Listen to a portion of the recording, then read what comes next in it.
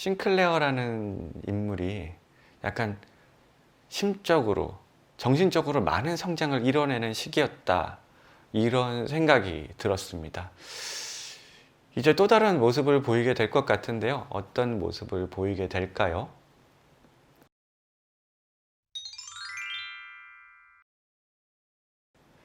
오늘은 헤르만 헤세의 데미안 제4장 베아트리체라는 제목의 내용을 읽어봤는데요. 지금부터 제4장 내용을 간략히 정리해보는 시간을 갖도록 하겠습니다. 3장 마지막 부분에 이제 데미안과 싱클레어가 견진성사를 받게 되잖아요. 견진성사가 끝나고 방학을 맞이하게 됩니다. 이 방학 동안 데미안은 여행을 가게 되고요. 싱클레어는 방학이 끝난 후에 다른 학교로 전학하기로 하죠. 전학을 혼자 간 거라서 그 지역에서 싱클레어는 하숙을 하게 됩니다. 그리고 이 하숙 생활 처음 1년 동안은 싱클레어가 외톨이처럼 지내게 되는데요. 그 이유는 그 3장에서 견진성사 받을 때 이 견진성사는 다른 사람과 달리 자신만의 의식으로 삼아야 되겠다, 뭐 이렇게 생각을 하잖아요. 그러면서 그 의식은 데미안의 사상과 생각을 받아들이는 그러한 계기로 삼겠다, 뭐 이런 식으로 생각을 하잖아요. 실제로 그렇게 생활을 하게 되는 거죠. 다른 외부의 관심을 모두 끊고 자기 내부를 바라보는 그런 생활로만 지내게 되는 거죠. 그러다 보니까 1년 동안 외톨이로 지내게 되는 거죠. 그 1년을 어떻게 버텼는지 참 신기하기도 하더라고요. 다른 사람들의 관심은 갖지 않고 혼자 그렇게 외톨이로 지냈다는 게 되게 신기하다는 느낌을 받았습니다. 어느 늦가을에 싱클레어가 홀로 자신만의 생각을 하면서 공원을 거닐고 있었는데요. 같은 하숙집에 사는 알폰스 백이라는 형이 갑자기 그 싱클레어를 부르게 됩니다. 공원에서 갑자기 만나게 된 거죠.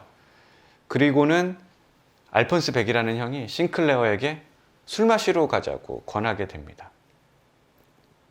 그렇게 외톨이로 살고 다른 사람에게 관심도 없었던 싱클레어가 그날은 무슨 마음인지 알폰스 백 형과 술을 마시러 가게 되는데요. 거기서 이제 술을 마시면서 싱클레어가 그 형에게 카인과 아벨에 대한 생각을 조금 얘기하게 됩니다. 그 얘기를 듣고 알폰스 백이라는 형이 굉장히 칭찬을 하게 되죠. 그 칭찬을 듣고 싱클레어는 이제 굉장히 우쭐해진 거죠. 그러면서 대화를 굉장히 많이 나누게 되는데요. 그 다음부터는 이제 심오한 얘기가 아니고 음담패설 같은 그런 얘기를 같이 많이 주고받으면서 그날 밤을 보내게 되죠. 너무 술을 많이 마신 싱클레어는 거의 뭐 인사불성이 돼서 알폰스 백이라는 형이 겨우 집에 데리고 와야 될 정도 힘들게 집에 돌아오게 됩니다. 그리고 그 다음날 아침에 온몸에 오물을 덮어쓴 채로 일어나게 되죠. 그러면서 싱클레어가 이런 생각을 하게 됩니다. 이전까지는 내면의 생활을 살다가 완전히 바뀌어버린 자기의 모습을 보고는 나는 완전히 타락했다, 이제 난 타락한 야수다, 이런 식으로 막 생각을 하면서 자신의 세계가 아닌 또 다른 어둠의 세계에 빠졌다, 그것도 굉장히 심각하게 빠졌다라고 생각하면서 자책하게 되죠. 근데 그 자책을 하면서도 한켠에는 그 술 마셨던 그 기분이 굉장히 좋았었던 것 같습니다. 근데 이 술과 여자 얘기, 그 음담패설은 사실 싱클레어에게는 그 나이 또래에는 금지된 거잖아요. 그래서 이제 좀 더 자신이 타락했다, 이렇게 생각이 들었던 것 같습니다. 하지만 요 술 맛을 보고 난 뒤부터는 계속해서 술에 빠져들게 되죠. 그냥 그 방탕 생활을 한 몇 개월간 이어가는 것 같습니다. 한 번은 그 생활을 하는 동안 집에 갔을 때 데미안을 만나게 되는데요. 데미안은 그런 방탕 생활을 하는 싱클레어에게 쿠사리를 주게 되죠. 그리고 싱클레어는 그런 얘기를 듣고 약간은 마음이 상한 채로 다시 동네로 돌아오게 됩니다. 그렇게 뭐 돌아와서도 그 초봄 베아트리체라는 여성을 만날 때까지는 계속해서 그런 방탕 생활을 지내오게 됩니다. 초봄 어느 날 싱클레어는 공원을 거닐다가 자기 나이 또래 한 여성을 만나게 되는데요. 그 여성을 보자마자 첫사랑의 느낌을 갖게 됩니다. 근데 그 여성과 대화를 나누지 못하고 눈인사도 나누지 못할 상황이었죠. 그렇게 싱클레어는 약간 소심했던 것 같습니다. 하지만 그 소녀를 보고 첫사랑에 빠지고 그 여성을 베아트리체라는 이름으로 본인이 부르면서, 그러니까 그 여성의 이름을 본인은 실제로는 모르는 거죠. 그냥 지어낸 거죠. 베아트리체라는 이름으로 부르면서 그 여성을 숭배하기로 결정을 합니다. 그 베아트리체라는 이름은 싱클레어가 왜 짓게 됐냐면, 단테의 신곡에 나오는 그 여성인데요. 단테가 어린 시절에 짝사랑했던 여성이 베아트리체라는 여성이었는데요. 단테도 싱클레어와 마찬가지로 단 한 번도 그 여성과 대화를 나눠본 적이 없다고 합니다. 그냥 짝사랑만 하다가 단테는 다른 여성과 결혼을 하고, 베아트리체라는 여성은 그 젊은 나이에 요절을 한다고 합니다. 그런데 단테는 그 여성을 너무 짝사랑한 나머지 그 단테의 신곡이라는 작품에서 베아트리체를 등장시키게 되는데요. 그 베아트리체는 지금까지도 가장 숭고한 여성, 가장 정결한 여성, 가장 고귀한 여성이라는 취급을 받는 존재라고 하거든요. 그래서 싱클레어가 그 소녀에게 베아트리체라는 이름을 지어줬다, 이런 생각이 들었습니다. 그래서 그 다음부터는 이전에 살았던 그 방탕이라는 걸 완전히 버리고 베아트리체를 숭배하는 그러한 삶을 살기로 결정하게 되는데요. 그렇게 함으로써 자신은 그 어둠을 버리고 아름다움과 고귀함만을 추구하는 그런 삶을 살기로 결정하게 되죠. 그리고 실제로 그런 식으로 살게 됩니다. 근데 그 베아트리체를 기억해내려고 하면 힘들잖아요. 근데 다행히도 싱클레어에게는 그림 한 점이 있었는데요. 영국의 라파엘 전파라는 단체에 소속된 어떤 작가가 그린 소녀상 그림이 있었는데, 그 그림의 복제품을 싱클레어가 가지고 있었습니다.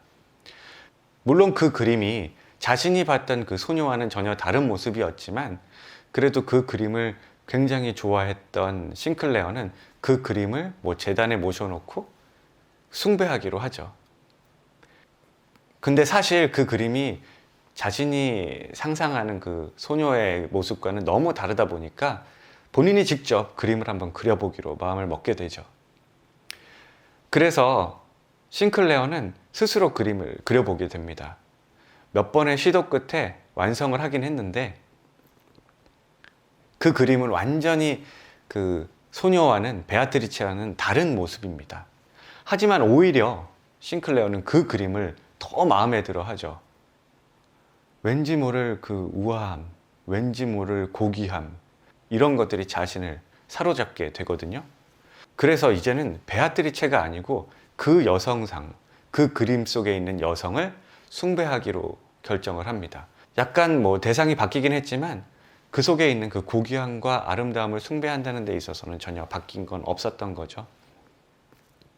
그렇게 계속해서 그 그림을 침대 위에도 붙여보고 여러 가지로 바라보다가 문득 그런 생각이 든 겁니다. 아, 이 그림 속 인물은 데미안을 내가 그려놓은 거구나 라는 생각이 들게 되는 겁니다. 좀 더 자세히 보고 싶은 마음이 든 싱클레어는 자기 방 창문에 이렇게 붙여놓게 됩니다. 그 그림이 빛을 투과했을 때 어떤 모습으로 보이는지 궁금했던 것 같습니다. 그래서 딱 붙였는데 그 모습을 보자마자 이 모습은 데미안의 모습도, 또한 그 베아트리체의 모습도 아니구나 라는 생각을 하게 되죠. 그러면서 하나의 그 추억이 떠오르게 됩니다. 예전에 방탕한 생활을 하던 시절에 싱클레어가 한번 데미안을 만났다고 했잖아요. 그때 데미안이 싱클레어에게 헤어지면서 이런 얘기를 합니다.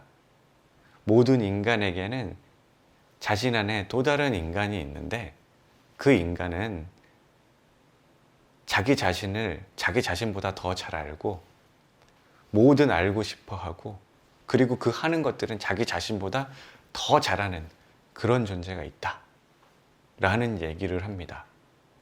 그 생각이 딱 떠오른 겁니다. 그러면서 내가 그린 그림, 이 그림 속에 있는 인물은 데미안도 아니고 베아트리체도 아니고 바로 내 안에 있는 그 인물을 그려낸 거구나. 이런 생각을 하게 되는 거죠. 그러면서 그 인물이 바로 자신을 자신보다 더 잘 알고 있는 그 수호신이구나. 이런 생각을 하게 됩니다. 그러면서 자신이 다음에 만날 연인이나 친구가 있다면 바로 이 모습과 가장 많이 닮았으리라. 이런 생각도 하게 되죠. 이렇게 생각을 하면서 이제 베아트리체도 데미안도 아닌 그 그림을 숭배하면서 아름다움과 고귀함을 추구하면서 살았겠죠. 그리고 어느 날 밤에 꿈을 꿨는데 그 꿈에 데미안이 등장을 합니다. 데미안이 나와서 싱클레어에게 싱클레어 집 위에 있던 문장, 그 문장의 그림, 그 새 그림을 싱클레어에게 강제로 먹이게 되는데요.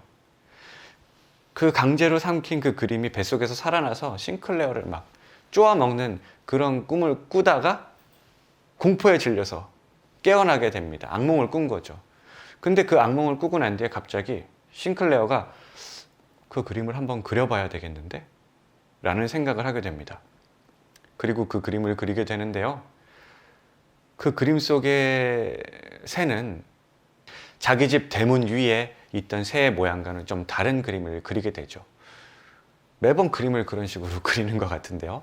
여튼 그 그림의 모습은 황금색 머리를 가진 매의 모습이었는데요. 그 매가 땅 속에 반쯤 묻혀있는 그런 그림이었습니다. 그리고 그 매는 땅 속에서 이렇게 뚫고 나오려는 듯한 그런 느낌을 가진 모습이었습니다.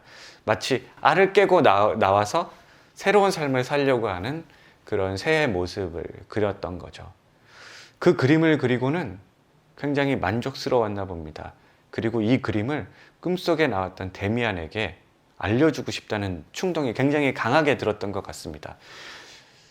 그 당시에 데미안은 다른 데로 이사 갔다고 싱클레어가 알고 있었는데 그럼에도 불구하고 싱클레어는 그 그림을 동봉해서 데미안이 예전에 살던 집으로 붙이게 되죠.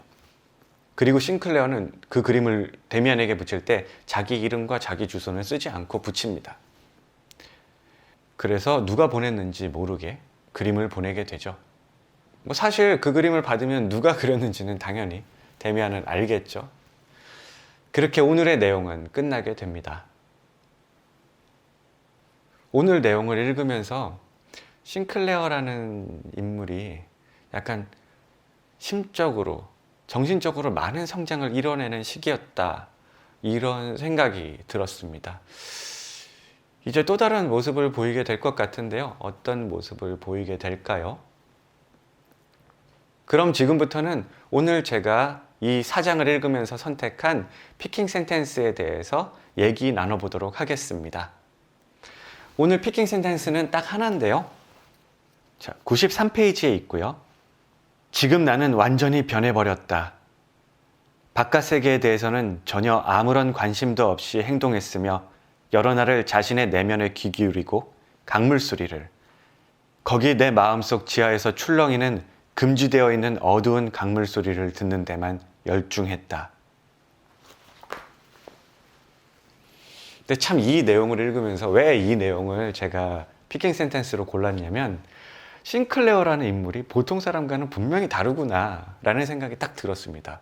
그리고 그 다음에 이 뒷부분을 계속 읽으면서도 확실하게 그게 느껴졌는데요. 왜냐하면 어떻게 사람이 그렇게 견진성사 때 어린 나이인데 그것도 데미안과의 그 대화를 통해서 난 이렇게 살 거야. 나는 데미안의 생각과 이 사상을 받아들이고 이 견진성사 이후로는 그 생활을 할 거야. 했다고 어떻게 그렇게 생활을 할 수가 있는지 갑자기.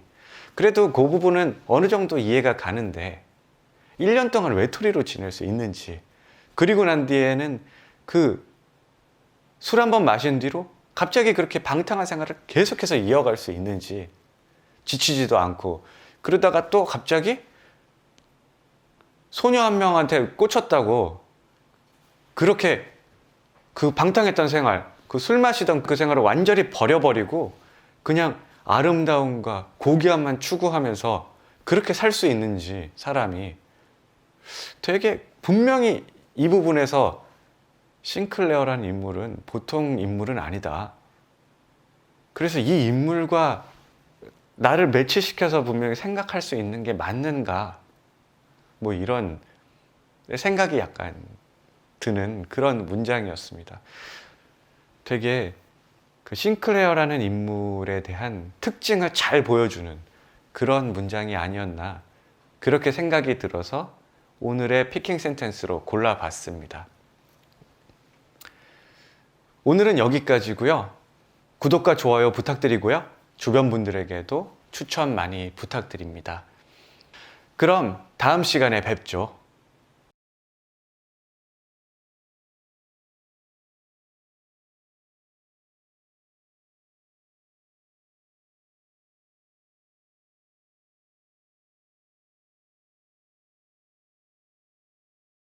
인생을 풍요롭게 레벨스